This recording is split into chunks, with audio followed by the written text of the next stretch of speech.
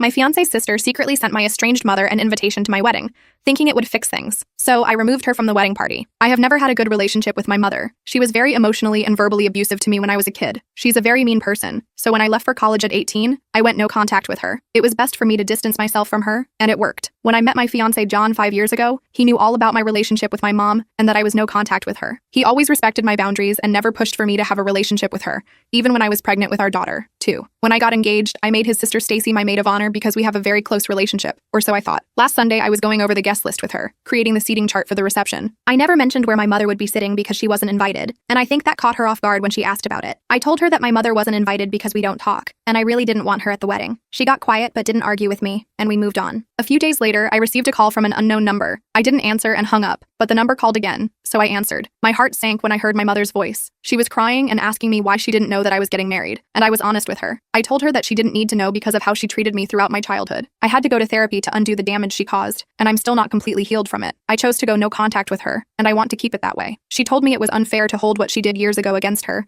and she hoped we could talk when she came down for the wedding. I told her that it wasn't necessary because she wasn't invited. She started crying, asking why I sent her an invitation to the wedding if I didn't want her there. I told her I didn't, so I didn't know how she got one, but it wasn't from me. She didn't say anything else and hung up. When John got home with Stacy, I asked him why he sent my mother an invitation when I told him I didn't want her there. He was confused and said he didn't, but I told him someone did because she has one. That's when Stacy stepped in and told me that she was the one who invited her because she thought that if I saw my mom at my wedding, I would realize how important it was to have her there for me. Now Stacy knows what I have been through with my mom and why I didn't want her at my wedding. She knows that my relationship with her is not good, and her going behind my back to invite someone to my wedding that I don't get along with felt like a huge act of betrayal. I snapped at her and kicked her out of the wedding party because I refused to have someone there who didn't respect my boundaries and invited people I didn't like without my permission. She immediately started crying to John, telling him that I couldn't do this and to stop me from kicking her out of the wedding. He was quick to take my side and completely banned her from the wedding. She was fuming mad and left without saying a word. I got calls all Thursday and Friday from John's family telling me that I was the a-hole for making John ban his sister from the wedding. His mom actually told me that what she did wasn't even that big of a deal,